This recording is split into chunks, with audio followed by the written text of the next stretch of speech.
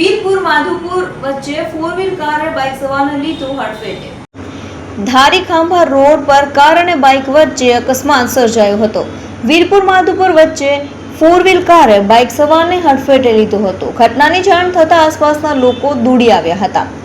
Bike સવારને ગંભીર ઈજા થતા 108 દ્વારા ધારી સરકારી દવાખાને સારવાર અર્થે ખસેડાયા હતા। અકસ્માતની જાણ થતાં ધારી પોલીસ ઘટના સ્થળે પહોંચી હતી।